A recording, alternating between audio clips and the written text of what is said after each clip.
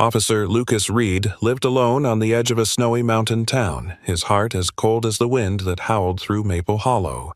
Every morning, 2 German shepherds appeared on his porch, silent, shivering, waiting for scraps of food he always left behind. He never knew where they came from or why they always returned, until one day they didn't. Following their fading paw prints into the blizzard, he made a discovery that would unravel a secret buried deep within his own past. And what he found in that frozen cave would change not only their lives, but his soul forever. What happened next will make you cry and believe in miracles again. Before we start, tell me, where are you watching from? Drop your country in the comments. I want to see how far this story travels. The town of Maple Hollow, Montana, woke each morning beneath a shroud of white silence. Snow blanketed every roof, every fence post, every forgotten road sign. Pines whispered in the wind like mourners at a graveside, and the air was sharp enough to sting the lungs. It was the kind of winter that made even the sun hesitate to rise. Officer Lucas Reed stood on the porch of his small wooden cabin, his breath curling in the cold air. 35, tall, broad-shouldered, with storm-gray eyes that always seemed half lost in thought. Lucas looked every bit the mountain man he'd become. His short, dark brown hair carried faint streaks of silver at the temples, a mark of years spent chasing ghosts, not criminals. He had moved to Maple Hollow 2 winters ago, leaving behind the chaos of city patrol life and the memories that refused to stay buried. His wife's car crash, his canine partner Rex dying in his arms after a mission gone wrong. The silence after those losses had driven him north, to this lonely cabin by the ridge where he could let the world pass him by. But the world, it seemed, had a way of finding him. At the foot of his porch, 2 German shepherds waited as they had every morning for nearly a month. The larger one, a sable-coated male with a scar tracing across his right shoulder, stood protectively in front of the smaller one. The other, a bit leaner, with the lighter fur around his neck and a faint limp in his back leg, leaned into him for warmth. "Morning, fellas," Lucas murmured, crouching down. His gloved hands placed 2 slices of ham and a piece of bread onto an old plate by the step. "You're early today." The dogs didn't come closer right away. Their eyes followed him, cautious, intelligent, and full of something that felt dangerously close to trust. The larger one took the first bite, chewing slowly before nudging the smaller one forward. They ate in silence, tails barely twitching. Lucas watched them, his brow furrowing. He'd dealt with strays before, the kind that lived off scraps behind diners or trash cans. But these 2 were different. Their posture, the way they watched each other, the way the larger one, he'd started calling him Bear, always stood slightly ahead, guarding the other, Shadow. It all hinted at training. They weren't born wild. They had belonged to someone once. Lucas leaned against the porch railing, listening to the faint crackle of the forest beyond.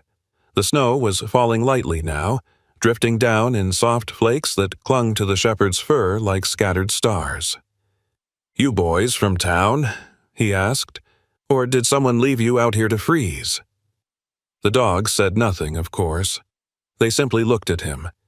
And in Bear's gaze, Lucas saw something that twisted his heart. Recognition. The same quiet understanding he used to see in Rex's eyes. The same loyalty. The same patience. It was enough to make his chest ache. When they finished eating, Bear gave one small, deliberate bark. Not a sound of warning, but a soft goodbye. Then, as they always did, they turned and disappeared into the forest trail behind his house, their paw prints fading into the white. Lucas remained there long after they vanished, staring at the trees. The sound of his breath mingled with the wind until it was impossible to tell which belonged to him. Inside, the radio murmured softly. Weather updates, a reminder from the sheriff's office about an approaching storm. He switched it off, poured himself another cup of coffee and sat by the window. From there, he could see the trail where they always came from, winding into the pines. That night, he dreamed again. In the dream, flames rose higher than the sky. The metal cage twisted under the heat, and Rex, his loyal canine partner, His only family after his wife's death was trapped behind it, barking once, twice, before everything turned to black smoke. Lucas woke before dawn, drenched in sweat. The sound of the wind outside was so close it almost felt like the echo of Rex's cries. He sat there in the dark, gripping the edge of his bed, until the first pale light filtered through the frosted window. He brewed coffee mechanically, trying to bury the memory the way he always did. By moving, working, doing anything but remembering. He stepped out onto the porch again. The cold bit into his face, sharp and immediate. The plate sat empty, untouched. The porch steps were covered in fresh snow. No paw prints, no sign of bear or shadow. He waited that morning longer than usual, scanning the tree line, calling out quietly once or twice. Only silence answered. The wind had changed, carrying the scent of coming snow, thick and heavy. By noon, the clouds rolled in, low and gray, the kind that meant a storm was brewing. Lucas stood at the porch rail, unease tightening in his chest. The forest beyond the field seemed darker somehow, the kind of dark that swallowed sound. He told himself they were just strays, that they'd moved on, that it wasn't his business. But when dusk came and the snow began to fall again, something inside him shifted. The cabin felt colder that night, emptier than usual. He sat by the fire, the radio silent beside him, staring at the plate still waiting by the door. A strange thought surfaced. Something his wife, Hannah, used to say when she volunteered at the animal shelter back in Chicago. "Sometimes the ones we're meant to save find us first, Lucas." He hadn't thought about those words in years, but now, staring out at the snowstorm, they came back like an echo from a life that felt like someone else's. The next morning arrived in gray silence. Still no paw prints, no dogs, only an emptiness that gnawed at him more than he wanted to admit. Lucas pulled on his coat. The Navy patrol jacket was lined with wool, heavy but familiar. He grabbed his flashlight, gloves, and scarf and stepped outside. Snowflakes clung to his eyelashes, melting into cold drops as he looked down.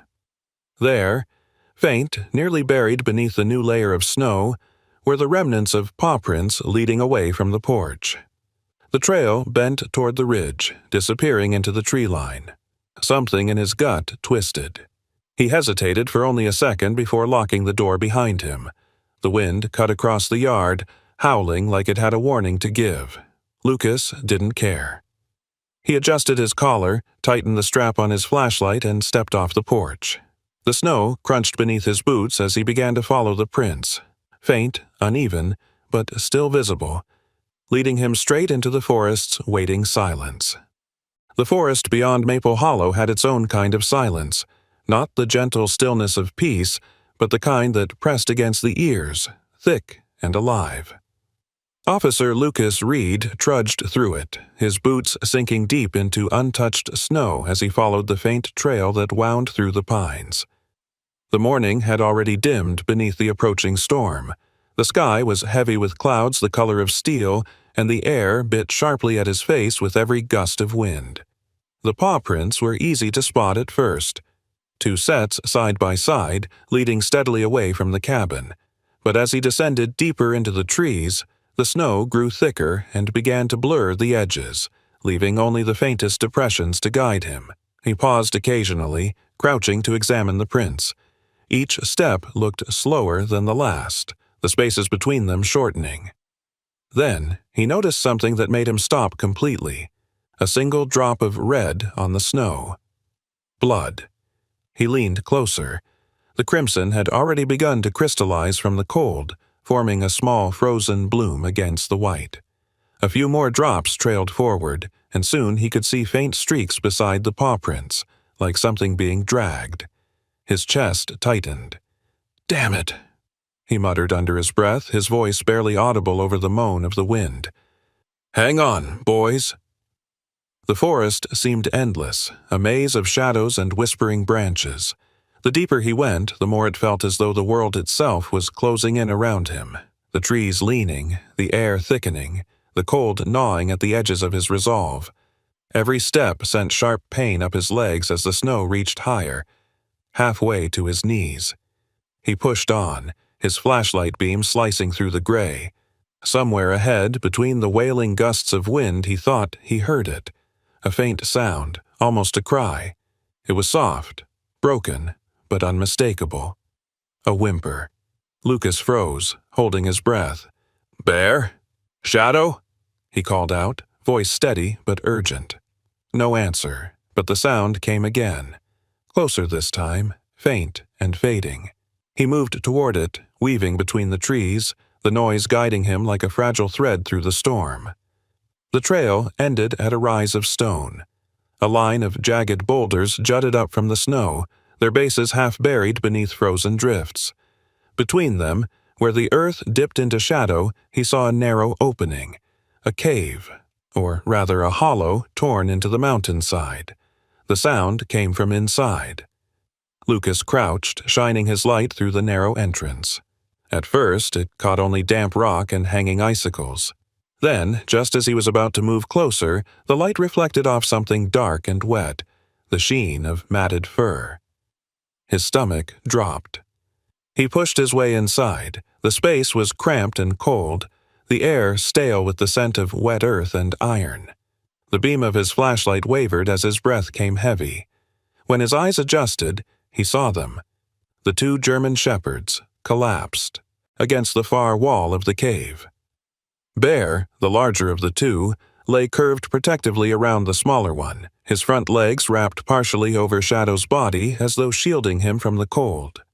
Their fur was stiff with frost and mud, streaked with dark stains that could only be blood.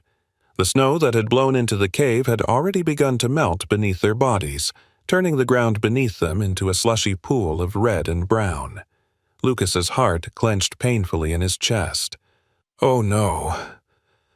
Oh, boys." He dropped to his knees beside them, setting the flashlight on the ground so both hands were free. The beam illuminated Bear's side. A deep gash ran along his shoulder blade, frozen at the edges, the wound too clean to be from a fight with an animal.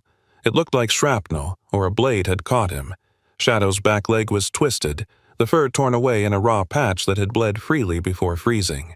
Hey, it's all right," Lucas murmured, his voice trembling with both cold and emotion. "You're safe now. I'm here." At the sound of his voice, Bear's ear twitched. His eyelids fluttered open just enough for Lucas to see the faint amber of his eyes. He gave a low, weak groan, a sound of exhaustion and pain, but also of recognition. Lucas reached out carefully, brushing the snow from his fur. "That's it," he whispered. "Stay still, boy. You did good." Shadow stirred faintly beneath him, whimpering in a thin, broken voice. The sight of the smaller shepherd trying to nudge closer to Bear nearly undid Lucas. He swallowed hard, forcing his hands to stop shaking as he reached for the zipper of his coat. The cave was too cold. Every breath came out like smoke. If he didn't act fast, they'd freeze before he made it out. Lucas slipped off his heavy winter coat, ignoring the sharp sting of air against his skin. The dogs didn't resist as he lifted them gently, one arm sliding beneath Shadow's frail frame, the other bracing Bear's weight. His back screamed in protest, but he tightened his grip, pulling them closer against his chest. "Come on," he said quietly. "We're going home." Snowflakes blew in through the cave entrance, swirling in tight circles as if trying to keep him inside. The storm outside had strengthened. He could hear the roar of the wind beyond the rocks. He adjusted his coat, wrapping it around both dogs as tightly as he could, making sure their heads were tucked against his chest for warmth. Bear shuddered once, a soft exhale of pain escaping him. Lucas pressed his hand gently over his side, feeling the faint, uneven rhythm of his breathing. "Hang in there," he whispered. "I've got you." For a brief moment he looked down at them, two battered lives clinging together in the cold, and something inside him cracked open. He hadn't realized until this moment how much silence had ruled his life, how numb he had become, and now, staring at the barely breathing forms of these creatures who had once come to his porch for food, he felt it. The same surge he once felt when Rex had trusted him with his life. It wasn't duty. It wasn't pity. It was something older, something sacred, the instinct to protect what still had a chance to live. He shifted their weight, bracing himself against the cold stone. The storm outside wailed louder, sweeping snow across the entrance like a curtain. He could already feel the temperature dropping. Time was running out.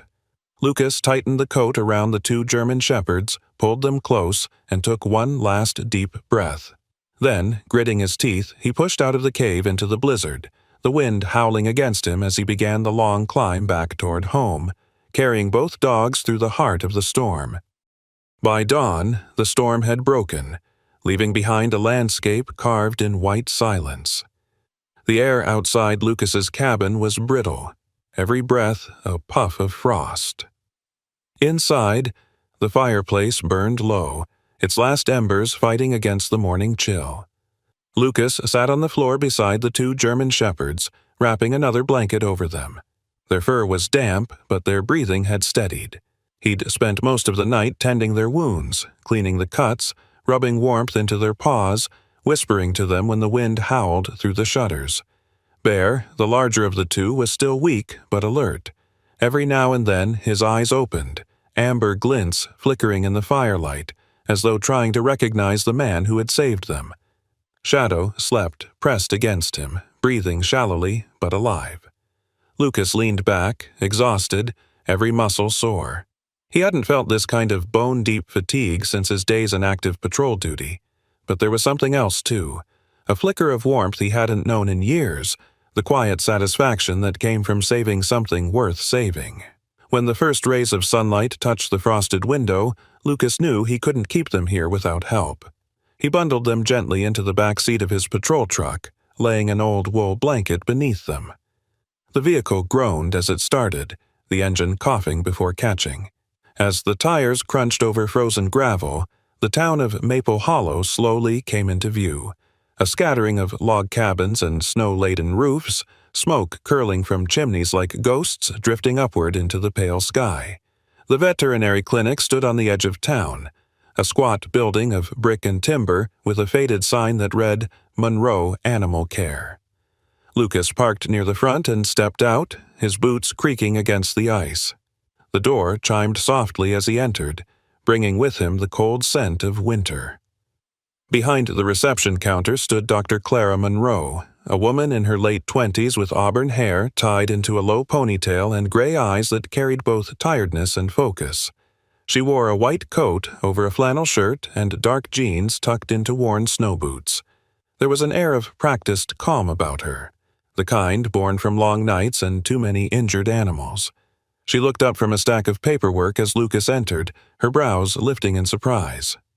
"Officer Reed," she said, recognizing him at once. "You're out early. What happened?" Lucas gestured toward the door. "2 strays. Found them last night in the ridge caves. They're hurt bad." Without hesitation, Clara grabbed her gloves and followed him outside.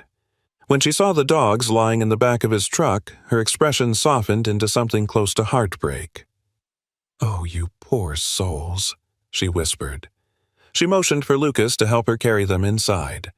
They worked in quiet rhythm, Lucas lifting Bear while Clara steadied Shadow. The clinic was warm, lit by yellow lamps that cast soft light on sod, the tiled floor. The smell of antiseptic hung faintly in the air, mingled with the faint sweetness of hay from the small animal pens in the back. "Set him here," Clara instructed, guiding Lucas toward a padded examination table. She knelt beside Bear, her gloved hands moving with gentle precision as she examined the wound along his shoulder. "This isn't from another animal," she said, voice low. "Clean cut. Maybe a blade or shrapnel." Lucas frowned. "That's what I thought." Clara reached for a small scanner, running it along Bear's neck. A faint beep sounded. "He's chipped," she murmured. "Let's see who you belong to, big guy." The screen flickered, loading the data. For a few moments there was silence except for the hum of the heater. Then her brows knitted. "That's odd. What is it?" Lucas asked, stepping closer. "Most of the data's been wiped," she said. "No name, no owner, no service record. Just an identification string. Case 417B. Lucas's pulse ticked upward. "Case file? That's not a pet registry code." "No, it isn't." Clara looked at him, her eyes narrowing slightly. This isn't a regular dog. These markings, the muscle build, even the calmness under stress, he's a trained K9. He ran a hand through his hair. I thought so. The way he guarded the other one, it felt too deliberate. Clara turned the scanner off and set it down, exhaling slowly.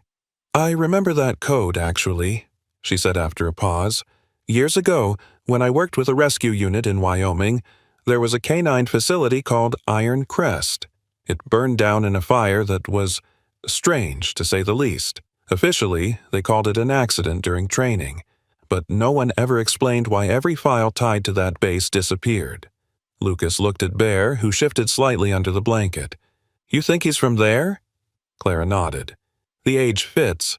The brand on his neck looks military. WY Ops. That was the designation for their operational dogs. If this one survived... She trailed off, shaking her head. He's seen hell, officer. Lucas crossed his arms, leaning against the wall. Someone tried to erase him. Maybe erase whatever he saw. Clara glanced up at him. That's not paranoia, is it? He smiled faintly, though it didn't reach his eyes. After 10 years in law enforcement, paranoia's just experience with better reflexes. For a while, they worked in silence. Clara cleaned the wounds with careful efficiency, applying antiseptic and bandages. Her movements were steady but tender, as if speaking through touch. Lucas found himself watching her, not out of interest but admiration for how effortlessly she balanced strength and compassion. When she finished, she sat back, pulling off her gloves. He'll live. They both will. But whoever did this, they weren't just careless. These dogs were targeted. Lucas stared at Bear, whose head, now, rested on the table, eyes half closed. Someone wanted them gone, he said quietly. But why? Clara hesitated before answering. A few years ago, there were whispers about an organization selling retired canines to private contractors, illegal transfers, unregistered dogs. When the story almost got out, the facility burned down. People said it was an inside job. He turned sharply toward her. You think this is connected? I think you should be careful, she replied. That fire had names tied to it, names that never made the report. I left Wyoming after that. Some things aren't worth dying for. Lucas looked at her for a long moment, then nodded slowly. Maybe some are. Clara gave a small, sad smile. You sound like someone who's already lost too much. He met her gaze, and for a moment the walls between them thinned. She saw it in his eyes, the grief he carried, the guilt buried under discipline, and he saw something mirrored there, the same weight of loss, softened only by endurance. Outside, the wind began to rise again, rattling the windows. The storm had returned. Clara adjusted the blanket over Bear. They'll need rest. You can leave them here tonight. I'll monitor their vitals and let you know if anything changes. Lucas nodded, pulling on his gloves again. I'll check back tomorrow. As he turned toward the door, she said quietly, Officer Reed, if that code really ties to Iron Crest, it means someone might come looking. Be careful. He paused, his hand on the doorframe. I always am, he said. But when he stepped out into the cold, he realized it wasn't true, not anymore. As the snow began to fall again, Lucas Reed drove back toward his cabin with a head full of questions, a heart that refused to stay numb, and the feeling that something long buried had just started to stir. The snow outside Lucas's cabin had hardened into a glittering crust beneath the moonlight, each gust of wind scattering tiny crystals that shone like shards of glass.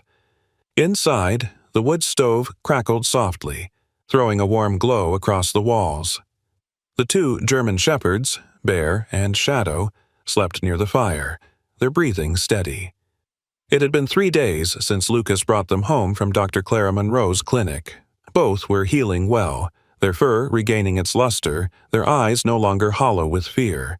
Still, Bear's gaze often flicked toward the window at the faintest sound, his instincts sharpened by years of training that no injury could erase. Lucas sat by the table, reading through his patrol notes, though his mind wasn't on the paperwork. The memory of what Clara had told him still lingered. Iron Crest, the fire, the wiped records. It wasn't just an accident. He could feel it in his gut. And the code on Bear's neck, Case 417B, refused to leave his mind. That kind of erasure didn't happen by mistake. Someone had made those dogs disappear. Outside, the forest was deathly quiet. No wind, no owls, no rustling branches, just a stillness that felt unnatural. Lucas set his pen down and looked up, his senses sharpening. He had learned long ago to trust silence. It was often louder than any sound. Then, from somewhere near the back of the cabin came a faint creak, the sound of a latch shifting. He rose slowly, every muscle coiled. The dogs stirred almost in sync. Bear's ears shot up, and a low growl rumbled deep in his chest. Shadow lifted his head too, but it was Bear who moved first, padding silently toward the back door that led to the shed. Lucas grabbed his flashlight and his sidearm from the table, flicking the safety off as he followed. The cabin's back door groaned as he eased it open. The cold slapped his face immediately, carrying the faint metallic scent of snow and something else. Oil, maybe? Someone had been near the generator. "Bear, stay close," he whispered. The shepherd's fur bristled, breath visible in small puffs as he sniffed the air. They moved toward the small wooden shed behind the cabin. It was where Lucas kept feed, tools, and a makeshift kennel for the dogs. The door was ajar, swinging slightly in the wind. From inside came a soft clink, metal brushing against glass.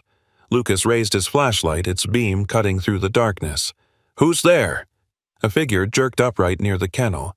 For a split second, the light caught a man's face, partially obscured by a ski mask, eyes wide and startled. His hand clutched a syringe, the needle glinting as he froze like an animal caught in headlights. "Drop it!" Lucas barked, stepping forward. The man didn't obey. He spun toward the side door, shoving it open so hard the hinges screamed. Bear lunged with a savage growl, leaping between Lucas and the intruder. The stranger stumbled, losing his balance in the snow. He scrambled to his feet and bolted toward the trees. Lucas fired once into the air, a warning shot, but the man kept running, vanishing into the pines before he could take aim again. Bear stopped at the edge of the clearing, barking furiously into the darkness before returning to Lucas's side. His fur stood on end, his body vibrating with adrenaline. Lucas lowered his gun, his breath heavy in the frigid air. He turned his light back toward the shed. On the ground, half buried in snow, lay the syringe. He picked it up carefully with a cloth, examining the label on the vial inside.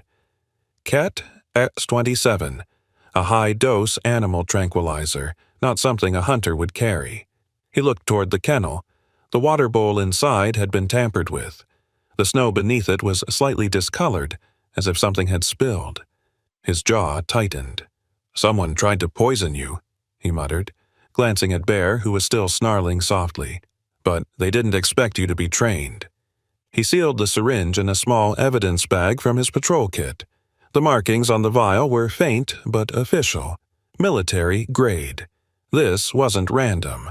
Someone wanted those dogs silenced permanently. When he went back inside, Shadow whimpered at the door, clearly uneasy. Lucas crouched beside him, rubbing behind his ears. "It's okay. Boy, you're safe." But even as he said it, he wasn't sure he believed it. He checked the locks twice that night, then sat by the fire with his rifle leaning against his chair. Bear lay by the hearth, alert but calm now, occasionally raising his head to glance toward the window. Outside, the wind picked up again, brushing snow against the glass like whispering fingers. Sleep didn't come easily. Every creak of the cabin made Lucas's eyes snap open. When dawn finally broke, the world outside was washed in pale blue light, the storm from the night before erasing any tracks the intruder might have left. After feeding the dogs, Lucas drove straight to the veterinary clinic, the syringe sealed inside an evidence bag. Clara met him at the door, her hair tied back, a knitted scarf looped around her neck. Her face showed surprise at the urgency in his eyes. "What happened?" she asked as he entered. He handed her the bag. "Found this last night. Someone tried to get to them." Her eyes widened. Poison? Looks that way. Military tranquilizer. Ket Iceland 27. Clara's hands trembled slightly as she examined the vial through the plastic. That's not something civilians can get, she said. You need authorization from the Defense Animal Program. Only special handlers or someone with ties to the government, Lucas finished. Clara looked up at him, her expression darkening. Lucas, this could be connected to Iron Crest. I looked into their personnel files last night just to see if I could trace any names. The facility's commander back then was a man named Sheriff Dale Whitmore. Lucas froze. Whitmore? She nodded. The same Whitmore who runs this county. For a moment, neither spoke. The low hum of the heater filled the silence between them. Lucas's mind spun, pieces of the puzzle clicking into place. Too many coincidences, too many missing links. I checked the archives, Clara continued quietly. Before the explosion at Iron Crest, Whitmore was investigated for unauthorized transfers of K9s to private security firms at the border. Several dogs went missing before the fire. The case was buried under classified operations within a week. No charges, no follow-up. Lucas rubbed a hand over his face, pacing the floor. And now, 2 survivors show up in my backyard, and someone tries to kill them.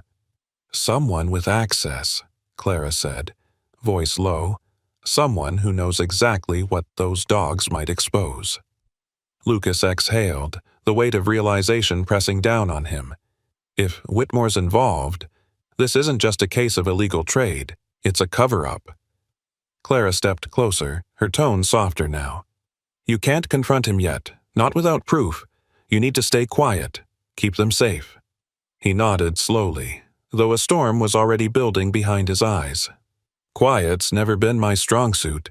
She smiled faintly despite the tension. I can tell. For a moment, their eyes met, the kind of moment that passes too quickly but lingers long after. Then she turned back to the syringe, sealing it carefully into a secondary container. I'll analyze this and see what I can find, she said. But Lucas... Yeah? Be careful who you trust. He didn't answer, just looked through the frosted window toward the snow-covered hills, where the tree line shimmered beneath the sun. Somewhere beyond those woods, someone was watching, waiting to finish what they started. Lucas clenched his fists, his jaw tightening. If they wanted the dogs, they'd have to go through him first. The next morning broke under a sky the color of pewter, low clouds pressing against the mountains like a lid holding in the cold. Officer Lucas Reed drove through the winding back roads leading out of Maple Hollow, the engine of his old patrol truck humming against the steady crunch of frozen gravel. Snow flurries whipped across the windshield, and the forest around him blurred into a wash of gray and white. He had told no one where he was going, not Clara, not the department. What he planned to do wasn't official business, it was personal. Bear and Shadow had stayed behind at the cabin. He'd made sure the fire was strong and the doors bolted. Bear's recovery had been steady, but something about the previous night's attack had unsettled the dog. Every time a vehicle passed the road near the cabin, Bear would growl, his eyes distant and haunted. Even in sleep, his legs twitched as though running from ghosts only he could see. Shadow never left his side. Whenever Bear's nightmares started, the smaller shepherd would press close, resting his muzzle against a bear's neck until the trembling stopped. Lucas had seen that kind of trauma before, soldiers who came back from war but never really returned. These dogs weren't so different. He took a deep breath as the trees thinned, revealing an open stretch of land ahead. The snow here was deeper, untouched, and there, half buried in frost and weeds, lay what was left of the Iron Crest training facility. What had once been a sprawling compound for law enforcement canine training was now nothing more than a skeleton of charred beams and broken walls. The fire had eaten everything: wood, steel, memory. All that remained were blackened foundations jutting out of the snow like ribs. Lucas parked the truck at the edge of the property and stepped out. The cold cut through his coat immediately. The place smelled faintly of ash even now, years later. He scanned the ruins, eyes narrowing against the glare of sunlight on ice. Something about the silence here was wrong. Not just empty, but watchful, as if the ground itself was holding its breath. He started toward the remains of the main building. Every few steps, his boots cracked through layers of snow and ice, revealing black ash beneath. He knelt near what might have been the command center, judging by the half-melted metal desk still visible under the debris. His gloved hand brushed aside a patch of snow, uncovering something metallic, a small tag. He wiped it clean. The letters were faint, almost erased by heat and time, but he could still read them. 407B. Below it, the insignia of the U.S. Military Police K-9 Division gleamed faintly. His breath caught. Case 417B, he whispered. Bear's identification code. The same one Clara had found on the chip. He turned the tag over, finding deep burn marks across the back. Whatever had happened here, the fire hadn't been accidental. The pattern of damage, the direction of the blast marks, on the nearby wall, told him it had been detonated from the inside. Someone had set this place ablaze deliberately. Lucas pulled out his phone and began taking photos. The tag, the scorch patterns, the melted chains half buried under the snow. When he knelt again to get a closer look, his hand struck something hard beneath the ash. He dug carefully until his fingers closed around a rusted piece of metal, a military-grade bullet casing. He frowned. The casing was unspent. Around it, several others lay scattered, too clean to be remnants from before the fire. He checked the serial number etched faintly on the rim. It was military issue, high caliber. These weren't from a training exercise. They were from a cover-up. As he straightened, the wind carried a faint metallic clink. Something loose shifting nearby. Lucas turned sharply, scanning the ruins. For a moment, he thought he saw movement near the tree line, a flash of dark fabric against the snow, but when he focused, there was nothing, only the whisper of wind through the pines. Still, the feeling of being watched lingered. He pocketed the tag and a few of the casings, then made his way back toward the truck. Before getting in, he looked over his shoulder one last time at the skeletal remains of Iron Crest. The place seemed to hum with silence. He could almost hear the echo of barking, the voices of trainers shouting commands, ghosts of a past erased by flame. "Rest now," he murmured under his breath, as though to the souls who never made it out. Then he started the engine and drove away. By the time Lucas returned to Maple Hollow, dusk had begun to creep across the valley. The light faded quickly in winter, and the outlines of his cabin appeared through the trees just as the last bit of daylight slipped away. But even before he stepped out of the truck, his instincts screamed that something was wrong. The front door hung slightly open. He drew his gun before approaching, his heart pounding. The snow near the steps was disturbed. Multiple footprints, heavy and deliberate, not the light padding of dogs. The window beside the door had been cracked, the curtain torn. Inside, the cabin was chaos. Drawers overturned, papers scattered, the chair by the fire knocked aside. The evidence bag that had once held the syringe was gone. So were his files from the police department, including the printout of Bear's chip code. Whoever had broken in knew exactly what to look for. "Bear! Shadow!" he called out sharply. From the corner of the room came a low, defensive growl. Bear emerged from behind the couch, his fur bristling, eyes locked on the doorway as if expecting the intruder to return. Shadow pressed close to his side, tail tucked but uninjured. Lucas knelt beside them, running a quick check. "You okay?" Bear whined softly, nudging his hand, but his gaze kept flicking toward the shattered window. Lucas followed the look. There, caught on a splintered edge of glass, hung a small, torn piece of fabric. It was dark blue with a patch of embroidery. He plucked it free and held it to the light. The threadwork formed a familiar symbol, the badge of the county sheriff's department. Lucas's stomach turned cold. Whitmore. He stood in silence for a long moment, the firelight flickering across his face. He'd suspected the sheriff's involvement, but this was the first tangible proof. Someone under Whitmore's command, or Whitmore himself, had come here. Bear suddenly barked, sharp and guttural, his gaze snapping toward the window. Lucas followed his line of sight, but there was only darkness outside. Still, he didn't doubt the dog's instincts. Whoever had done this might still be watching. He secured the doors and closed the shutters, setting his gun on the table within reach. The dogs settled reluctantly by the fire, their eyes never leaving the door. Lucas sat beside them, his mind racing. Every path pointed back to Iron Crest and to Whitmore. The question was no longer if the sheriff was involved, but how deep the corruption ran. Outside, the wind howled through the valley, scattering the ashes of the past into the night. Inside, 3 survivors waited in uneasy silence, bound together by the same shadow that had tried to erase them all. The next day dawned gray and brittle, the sun smothered behind a ceiling of clouds. The world outside Lucas's cabin looked frozen in place. Silent pines, unmoving snow, and the faint plume of smoke curling from the stove's chimney. Inside, the air was tense.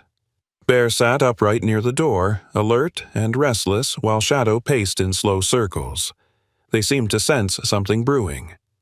Lucas stood by the window, staring out toward the valley road that led into town. He hadn't slept much. His mind kept replaying the chaos from the night before. The break-in, the stolen files, the badge fragment from Whitmore's department.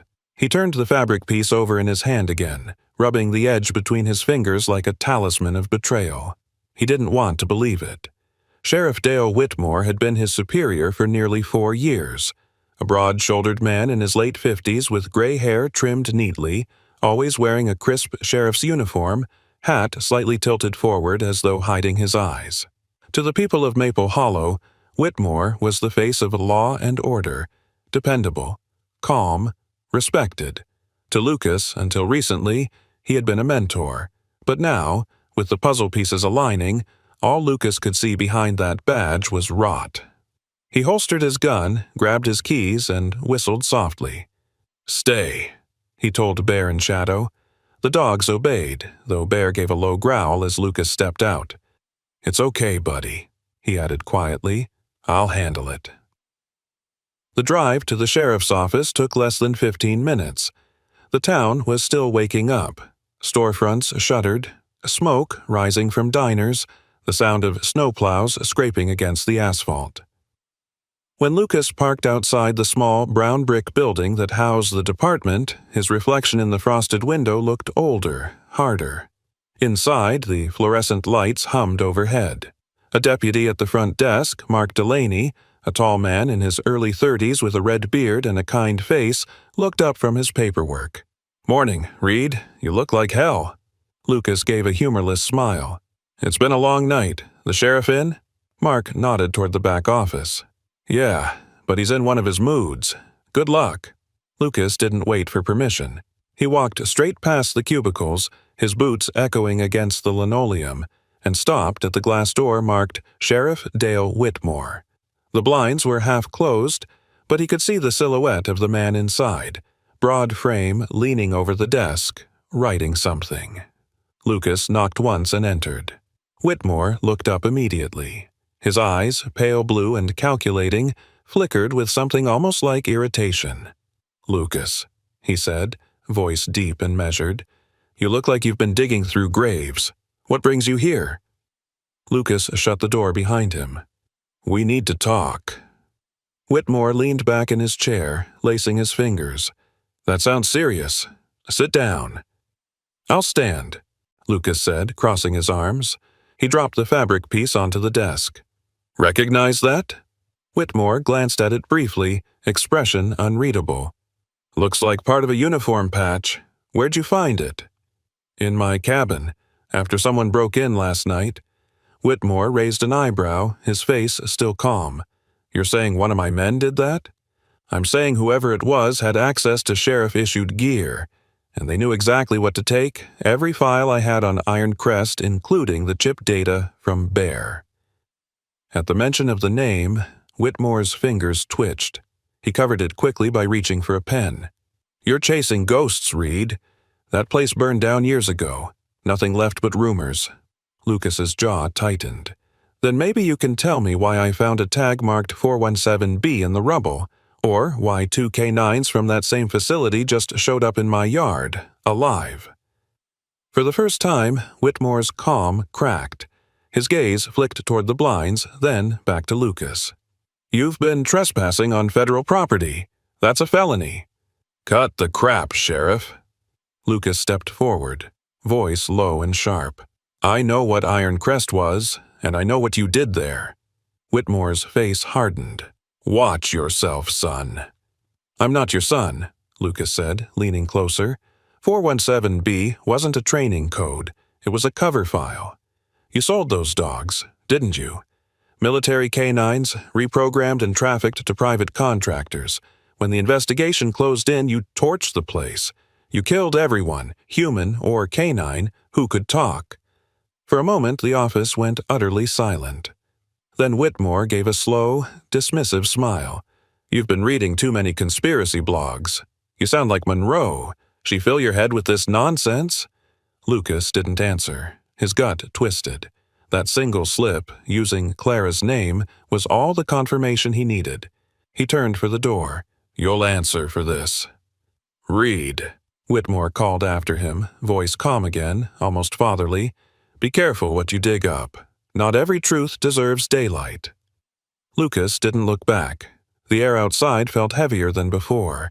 He climbed into his truck and sat in silence for a moment, staring at his reflection in the rearview mirror. Whitmore's eyes, the slight twitch, the deflection, told him everything. There was no denying it now. His phone buzzed suddenly on the seat beside him. It was Clara. "Lucas," she said, voice tight, "you need to come by the clinic." He could hear it in her tone, fear disguised as control. "What's wrong?" "I think I found something." When Lucas arrived at Monroe Animal Care, Clara was waiting by the counter, her hair pulled into a messy bun, dark circles beneath her eyes. She looked exhausted, but determined. "I stayed late running another scan on Bear's chip," she said quickly. "There was a hidden partition, encrypted data that didn't show up before." She led him into the back room, where her laptop was connected to a small scanner. On the screen was a waveform, jagged and grainy. "It's an audio file," she explained, "but I could only recover part of it." She pressed play.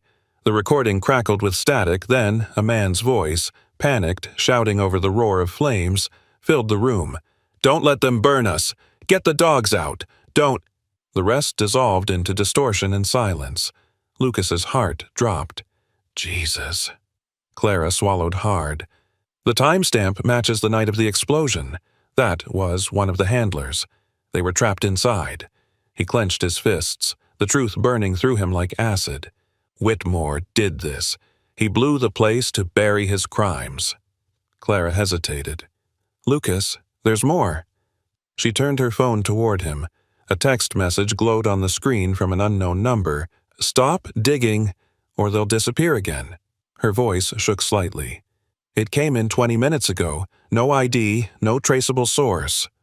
Lucas stared at the words, his mind racing. "They know you're helping me." "I'll be fine," she said quickly, though her voice betrayed her. "But this isn't just about the dogs. Someone high up wanted everything tied to Iron Crest erased. The question is, why now?" He looked out at the window, where snow had begun to fall again in soft, soundless flakes. Beyond the glass, the world seemed quiet, but Lucas knew better. Quiet was only the surface. Underneath, something dangerous was moving. He turned back to Clara, his eyes steady. "Whatever they're hiding, we'll find it. But you're not doing this alone." She nodded faintly, relief flickering through her fear. "Then we'd better move fast. If they've already been to your cabin, they won't stop there." Lucas picked up the evidence bag from the counter, the one with Bear's metal tag, and slipped it into his coat pocket. "Then let's make sure the next time they come looking, we're ready for them." Outside, the snow thickened, swallowing the world in white once more. But for Lucas Reed, there was no more doubt, no more hesitation. The truth had finally surfaced, and with it, the beginning of a war he couldn't walk away from. The storm had already begun to roll in by the time Lucas Reed realized just how far Sheriff Whitmore was willing to go. By mid-morning, the news spread across every police radio in the county.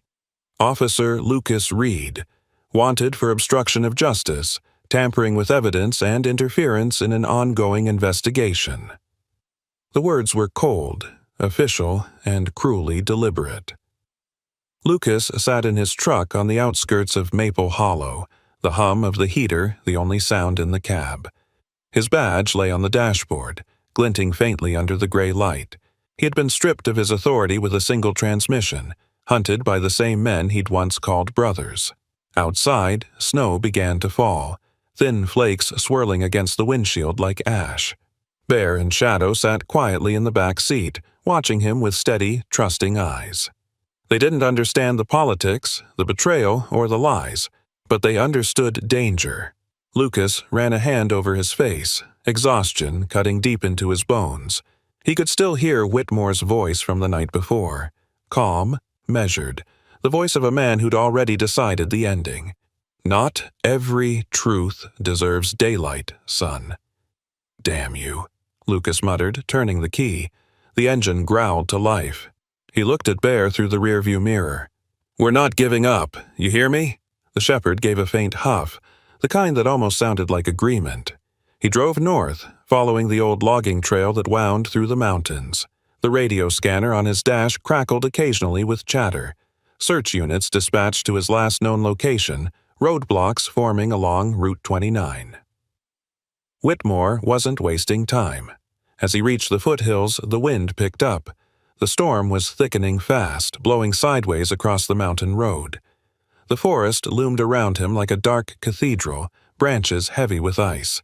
He needed shelter. Lucas parked the truck behind a ridge of boulders, throwing a camouflage tarp over it. Come on, he said, opening the back door. Bear leapt out first, followed closely by Shadow. Their paws sank deep into the snow. Lucas tightened his coat, slung his rifle over his shoulder, and began the climb toward the higher slopes. The cold bit through every layer. Visibility dropped with each passing minute until the world became little more than a blur of white and movement. Lucas trudged forward, leaning into the wind, his breath coming in bursts of steam. Bear stayed close to his side while Shadow scouted ahead, his smaller frame darting between drifts. After an hour, the first sound of engines echoed through the valley, distant but distinct. Snowmobiles. Damn, Lucas hissed. He crouched, signaling the dogs to stay low. Through the veil of snow, faint beams of light appeared down the slope, search lamps sweeping the trees. They were close. Bear growled softly. Lucas placed a hand on his shoulder. Not yet, boy. We move quiet. They cut through the trees, heading east toward the old ravine. The ground dipped sharply there, where ice covered what used to be a riverbed. Lucas remembered the place. It wasn't far from where he had first found the dogs weeks ago, but as they neared the ridge, a sharp crack split the air. Gunfire. Lucas dove behind a fallen log, snow exploding around him. Bear barked once, deep and fierce. Another shot followed, slicing through the air. He turned just in time to see Bear stagger, a dark stain blooming against his fur near the shoulder. "Bear!" Lucas shouted. The shepherd stumbled, but didn't fall, teeth bared, eyes burning with pain and defiance. Lucas aimed his rifle toward the direction of the gunfire and fired back. 2 quick shots. The snowmobile engines revved, retreating toward the lower slope. The attackers had hit their mark and decided that was enough. "Stay with me," Lucas said, kneeling beside Bear. Blood darkened his glove as he pressed it against the wound. "You're gonna be fine, boy, I promise." Bear's breathing was ragged, but he didn't whine. Shadow circled anxiously, nudging Bear's face, licking at his muzzle as if urging him to hold on. The storm roared around them, fierce and merciless. Lucas knew they couldn't stay exposed. He looked toward the ridge above, the same jagged outcrop where he'd once found the dogs huddled in the cold. The cave was there, somewhere beyond the swirling white. "Come on," he murmured. "We're going back." He lifted Bear carefully, cradling him against his chest despite the weight. The shepherd didn't resist. His head rested against Lucas's shoulder, fur wet with snow and blood. Shadow trotted close at his heels, occasionally glancing back as if to guard their trail. The climb was brutal. The snow was knee-deep, the wind tearing at his coat and face. Every step felt heavier than the last, but Lucas kept going, his boots slipping, heart pounding. When they finally reached the cave, it was exactly as he remembered. Dark, narrow, the entrance half hidden by ice. He ducked inside, the warmth of still air hitting his face like a blessing. He set Bear down gently on the ground, tearing open his emergency kit. The wound was deep, but not fatal. The bullet had grazed muscle, avoiding bone. Lucas cleaned it with trembling hands, hissing as the antiseptic stung. Bear winced, but didn't cry out, his gaze fixed on Lucas as if drawing strength from him. "I know," Lucas said softly. "It hurts. But you'll live, you stubborn old soldier." Shadow lay beside Bear, pressing close for warmth. The two shepherds mirrored each other like reflections in firelight. Brothers born from war, survivors of betrayal. Lucas leaned back against the wall, his breath heavy, exhaustion crashing over him like a wave. The cave flickered with the glow of a small fire he'd built from dry kindling. Outside, the storm screamed, wind howling through the crevices like mourning voices. He looked down at Bear's face, eyes half open, chest rising and falling weakly. "You saved me once," he murmured. "Back then, when Rex died, I swore I'd never let another one of you get that close again." He swallowed hard, voice breaking. "I failed him, but I won't fail you." His hand trembled as he brushed the fur near the wound. "I've already lost one life because I trusted the wrong man," he whispered, eyes glistening with unshed grief. "This time, no one dies. Not on my watch." Bear blinked slowly, as if understanding, then shifted his head closer to Lucas's hand. Outside, faint lights appeared on the distant slope, search teams moving through the storm, their beams cutting through the night. Lucas watched them from the shadows, silent and still. They would never find him here. Not tonight. In that frozen shelter, surrounded by wind and ghosts of the past, Lucas felt the weight of fate pressing down on him again. The same cave, the same snow, but this time the roles were reversed. He was the one carrying the wounded, the one refusing to give up. Somewhere below in the valley, Whitmore's voice would be crackling through the radios, ordering more men, tightening the noose. But Lucas didn't care anymore. What mattered wasn't his badge, or the law. It was keeping these two lives safe until justice could see the light of day.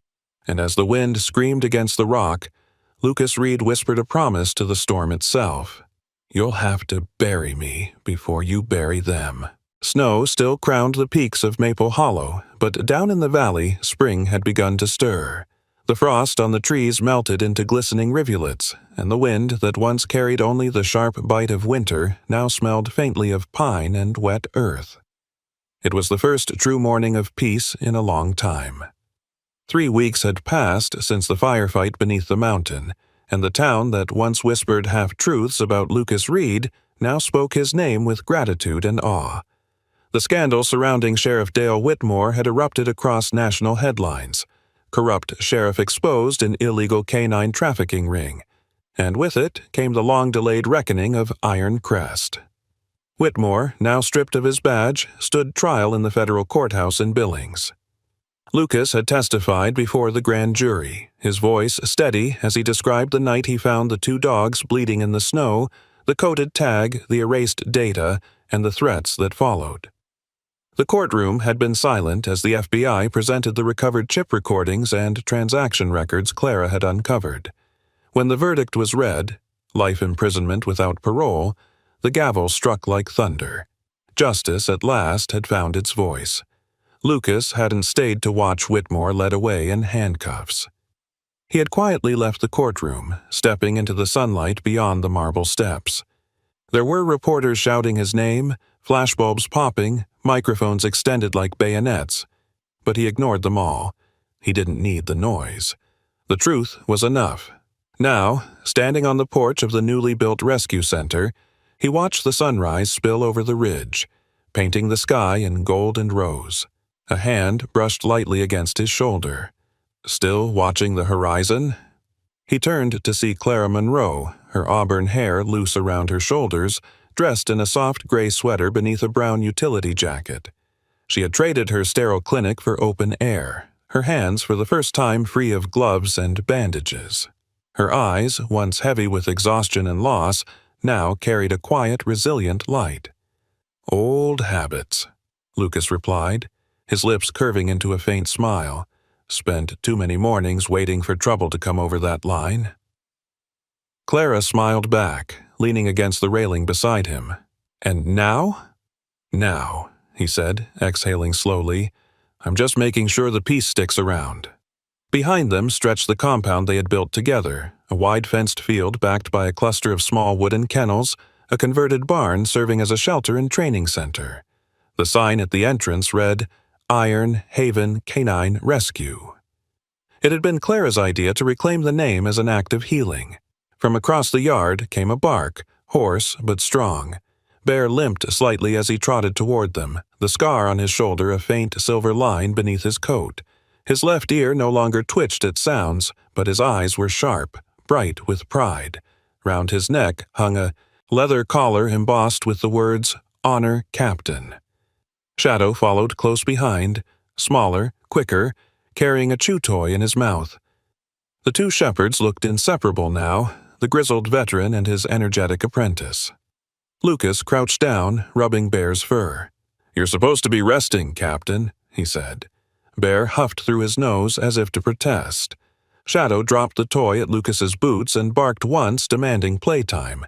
Clara laughed softly. "They run this place more than we do." "That's fine by me," Lucas said. "They've earned it." The laughter faded into a comfortable silence.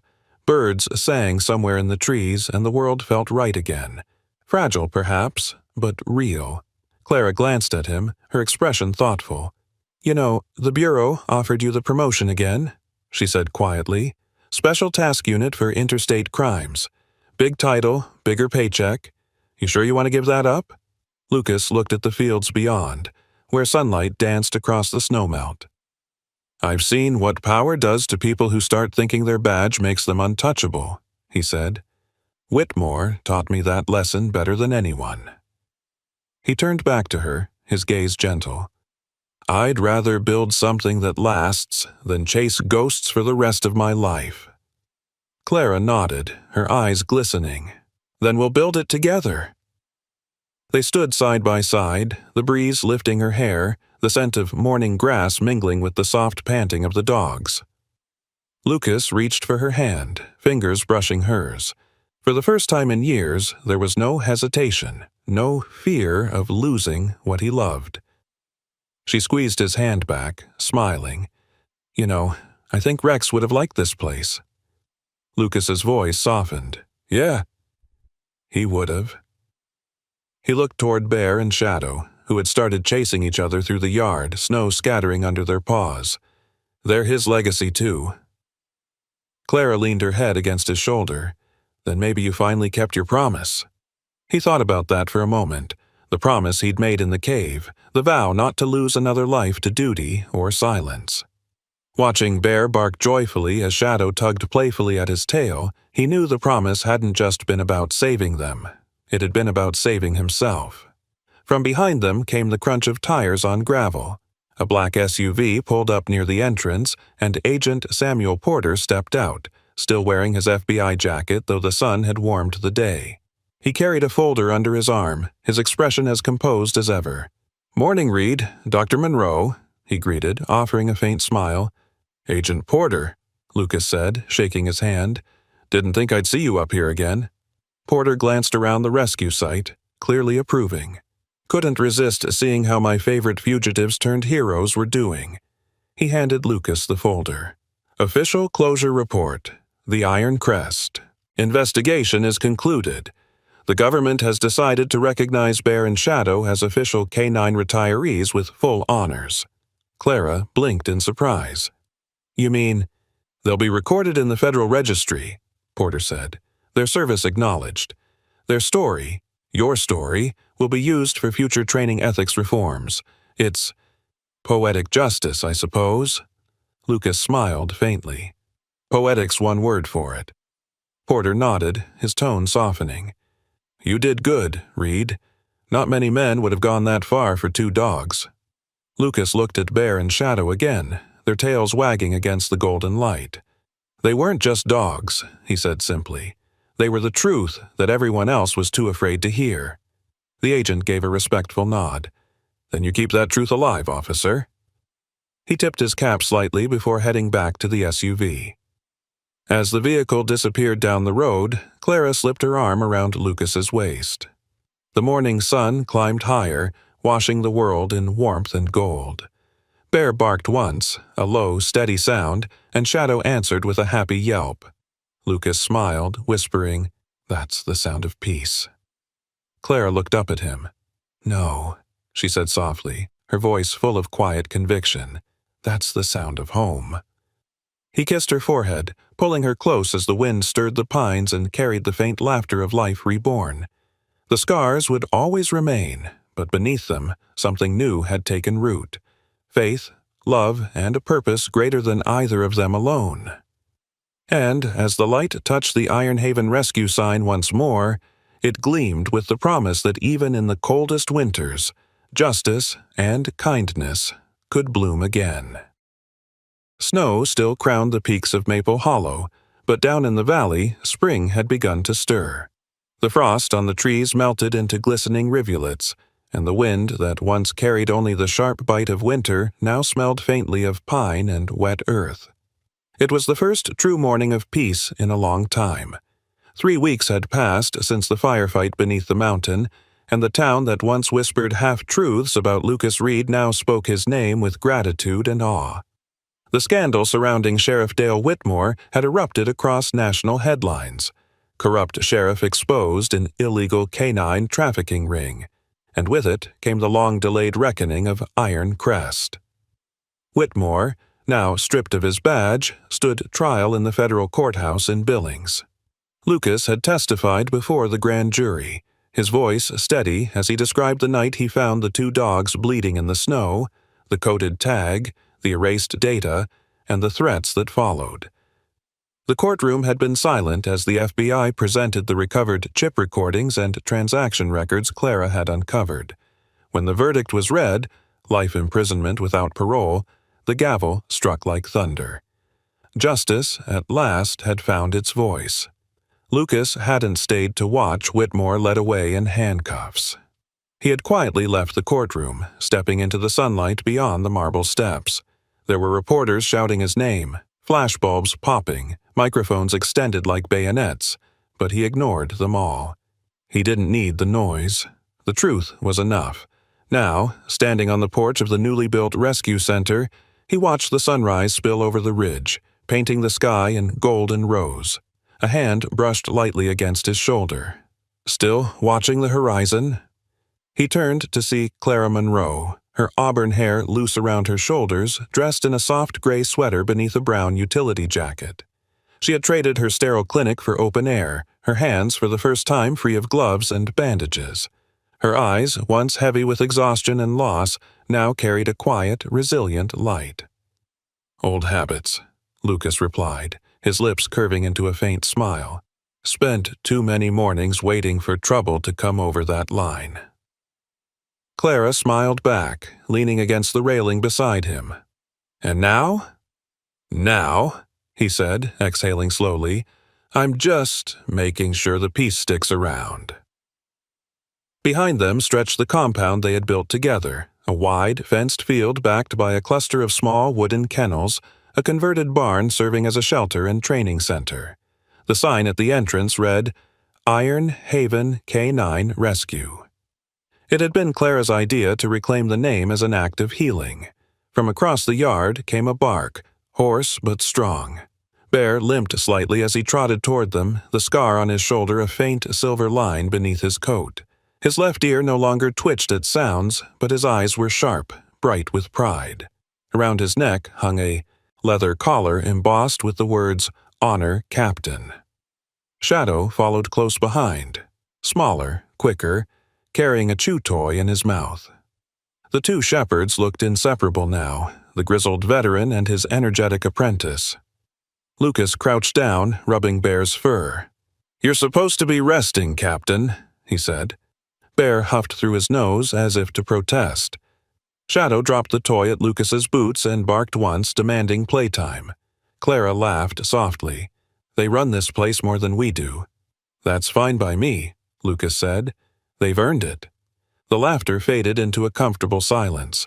Birds sang somewhere in the trees, and the world felt right again. Fragile, perhaps, but real. Clara glanced at him, her expression thoughtful. "You know, the Bureau offered you the promotion again," she said quietly. "Special Task Unit for Interstate Crimes. Big title, bigger paycheck. You sure you want to give that up?" Lucas looked at the fields beyond, where sunlight danced across the snowmelt. "I've seen what power does to people who start thinking their badge makes them untouchable," he said. "Whitmore taught me that lesson better than anyone." He turned back to her, his gaze gentle. "I'd rather build something that lasts than chase ghosts for the rest of my life." Clara nodded, her eyes glistening. "Then we'll build it together." They stood side by side, the breeze lifting her hair, the scent of morning grass mingling with the soft panting of the dogs. Lucas reached for her hand, fingers brushing hers. For the first time in years, there was no hesitation, no fear of losing what he loved. She squeezed his hand back, smiling. "You know, I think Rex would have liked this place." Lucas's voice softened. Yeah, he would have. He looked toward Bear and Shadow, who had started chasing each other through the yard, snow scattering under their paws. They're his legacy, too. Clara leaned her head against his shoulder. "Then maybe you finally kept your promise." He thought about that for a moment. The promise he'd made in the cave, the vow not to lose another life to duty or silence. Watching Bear bark joyfully as Shadow tugged playfully at his tail, he knew the promise hadn't just been about saving them. It had been about saving himself. From behind them came the crunch of tires on gravel. A black SUV pulled up near the entrance, and Agent Samuel Porter stepped out, still wearing his FBI jacket though the sun had warmed the day. He carried a folder under his arm, his expression as composed as ever. "Morning, Reed. Dr. Monroe," he greeted, offering a faint smile. "Agent Porter," Lucas said, shaking his hand. "Didn't think I'd see you up here again." Porter glanced around the rescue site, clearly approving. "Couldn't resist seeing how my favorite fugitives turned heroes were doing." He handed Lucas the folder. "Official closure report. The Iron Crest. Investigation is concluded. The government has decided to recognize Bear and Shadow as official canine retirees with full honors." Clara blinked in surprise. "You mean—" "They'll be recorded in the Federal Registry," Porter said. "Their service acknowledged, their story, your story, will be used for future training ethics reforms. It's poetic justice, I suppose." Lucas smiled faintly. "Poetic's one word for it." Porter nodded, his tone softening. "You did good, Reed. Not many men would have gone that far for two dogs." Lucas looked at Bear and Shadow again, their tails wagging against the golden light. "They weren't just dogs," he said simply. "They were the truth that everyone else was too afraid to hear." The agent gave a respectful nod. "Then you keep that truth alive, officer." He tipped his cap slightly before heading back to the SUV. As the vehicle disappeared down the road, Clara slipped her arm around Lucas's waist. The morning sun climbed higher, washing the world in warmth and gold. Bear barked once, a low, steady sound, and Shadow answered with a happy yelp. Lucas smiled, whispering, "That's the sound of peace." Clara looked up at him. "No," she said softly, her voice full of quiet conviction. "That's the sound of home." He kissed her forehead, pulling her close as the wind stirred the pines and carried the faint laughter of life reborn. The scars would always remain, but beneath them, something new had taken root. Faith, love, and a purpose greater than either of them alone. And as the light touched the Iron Haven rescue sign once more, it gleamed with the promise that even in the coldest winters, justice and kindness could bloom again. The valley had changed in a year. Where once there had been frost and silence, now fields of wildflowers swayed gently in the breeze. The snowmelt from the surrounding peaks fed a small stream that cut through the land like a silver ribbon, and the air was filled with the hum of bees and the distant song of meadowlarks. The scars of the past had not vanished, but nature, as it always did, had found a way to grow through them. Officer no more, Lucas Reed stood at the edge of the dirt path that led to the heart of the rescue camp. The wind ruffled his brown hair, streaked faintly with silver, and brushed the collar of his faded flannel shirt. His once rigid posture had softened. The soldier's weight had finally lifted from his shoulders. He held a hammer in one hand and a plank of wood in the other. Beside him knelt Clara Monroe, now both veterinarian and co-founder of the rescue home. Her auburn hair was tied loosely under a straw hat, and her hands were covered in soil from the flower beds she'd been tending. She looked up at Lucas with that quiet, knowing smile she had, a smile that no longer carried pain, but peace. "Straight enough?" Lucas asked, squinting one eye as he held the plank upright. Clara stepped closer, brushing dust from her jeans. "Maybe tilt it a little to the left. Otherwise it'll look like we rescued it from a crooked house." He chuckled softly, adjusting it as she held it steady. Together they fixed the final sign to the post, the words carved deep into the smooth cedar, "Home of the Rescued Hearts. Ngoy Nya Kwenyang Tri Team du Ku Roy." When he stepped back, the sunlight caught the letters, and for a moment Lucas just stared at them in silence. "You know," he said finally, voice low, "I used to think the name was too sentimental." Clara tilted her head. "And now?" He smiled faintly. "Now, I think it's not sentimental enough." The sound of paws against wooden planks drew their attention. Bear and Shadow lay sprawled on the porch of the main cabin, watching their humans with matching patience. Bear's fur had turned slightly grayer around the muzzle, but his eyes remained bright and steady. His hearing hadn't returned on the left side, yet he compensated with instinct, always alert, always aware. Shadow, ever the mischief maker, had grown leaner, faster, and was never far from Bear's side. Clara wiped her hands on her jeans and sat down on the step beside them. "You think they know it's for them?" Lucas followed her gaze, lowering himself to sit next to her. "Oh, they know," he said. "They just pretend not to care because they're modest heroes." Bear let out a quiet grunt, as if agreeing. The morning light spilled over the valley, turning the grass into waves of gold. Beyond the fence, the other dogs, their new rescues, played in the open field. A golden retriever missing a leg, a black Labrador once used for illegal fights, and two timid shepherd pups who had been found tied behind a warehouse. Each had a story, and each, like their caretakers, was learning to trust again. Lucas rested his elbows on his knees, watching them. "You remember the first time I brought those two home?" he asked softly. Clara smiled. "You mean when you pretended it was temporary?" "I meant it then," he said with a chuckle. "But they had other plans." She looked at him, eyes glinting. "That's the thing about love, Lucas. It sneaks in while you're too busy pretending you don't need it." He didn't answer right away. His gaze lingered on Bear and Shadow, lying side by side on the porch, their chests rising and falling in rhythm. "I used to think I saved them," he said quietly. "Dragged them out of the snow, patched them up, gave them a home." His voice softened to a whisper, "But the truth is, they saved me." Clara reached out, placing her hand over his. "Maybe you saved each other." The air filled with warmth and stillness, the kind that didn't need words. The valley breathed around them, alive again after too many winters.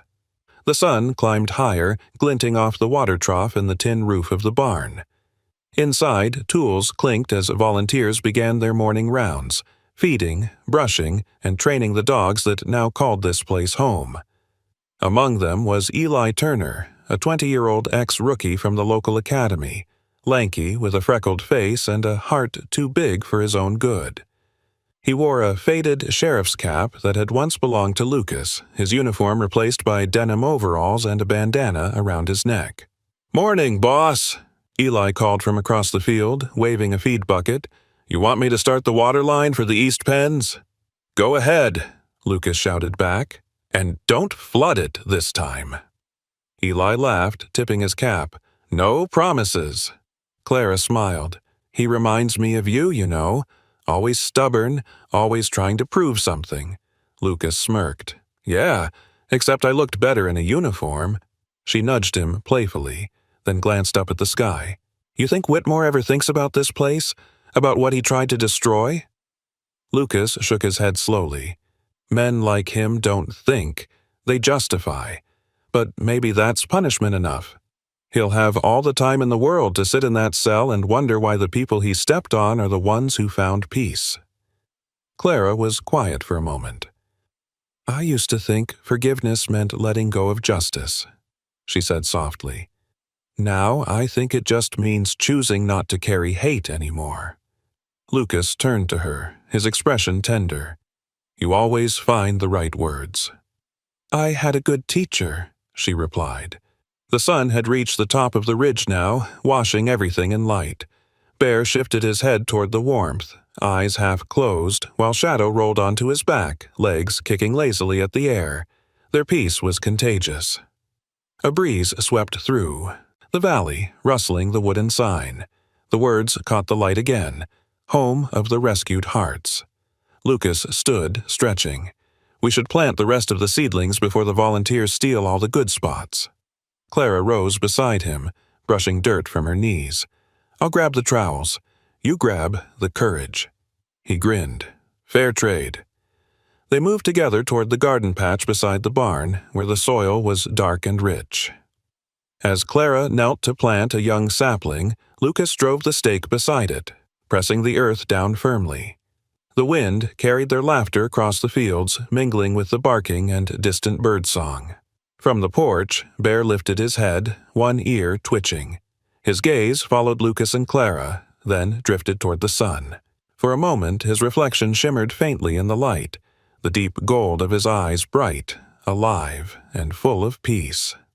Somewhere between the beams of sunlight and the rustle of grass, it was easy to imagine another presence, a memory of fur darker than night, a loyal gaze watching from beyond the horizon.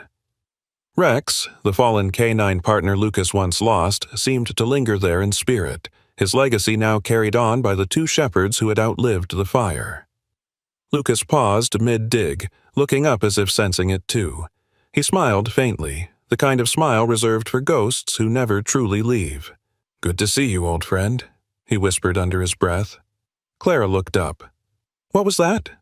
Nothing, he said with a soft grin. Just talking to someone who'd understand. She gave him a puzzled smile, then returned to planting. Behind them, the sound of paws thundered across the yard. Bear and Shadow had joined the chase of morning, circling, leaping, the sun glinting on their coats. Their barks echoed through the valley, bright and joyful. Clara straightened, shading her eyes. Looks like they're racing again. Lucas watched them, his heart light. Let them. They've earned every sunrise. As laughter rippled across the fields and the two dogs disappeared into a spray of wildflowers, the wind carried the echo of a bark that was no longer there but would never be forgotten. Somewhere beyond the hills, the spirit of Rex seemed to run alongside them, free, loyal, and home at last. Lucas took Clara's hand, their fingers lacing together as the morning light broke fully over the valley. This, he said quietly, looking at the sign once more, this is what peace looks like. Clara smiled, leaning her head against his shoulder, and it's beautiful. The golden valley shimmered with light, the laughter of the living blending with the memory of the lost, a hymn to second chances and the home built by hearts that refuse to give up on love. Sometimes miracles do not arrive with thunder or shining light from the heavens. Sometimes they come on four legs, covered in scars, carrying silent hearts that teach us how to love again. Officer Lucas Reed thought he was rescuing two broken dogs, but in truth, God sent them to rescue him. Through their loyalty, courage, and forgiveness, he discovered what grace truly means, that no soul is ever too lost to be found, and no heart too wounded to heal. Maybe, like Lucas, we are all walking through our own winters, waiting for something to thaw the cold within us. And when that warmth finally comes, It often comes through kindness, through faith, and through love that expects nothing in return. If this story touched your heart, take a moment to share it with someone who needs a reminder that miracles still happen. Leave a comment below and write Amen. If you believe that God still works in mysterious ways, sometimes through people, sometimes through His faithful creatures. May God bless you, protect your home, and fill your heart with the same peace that shone over the valley of rescued hearts.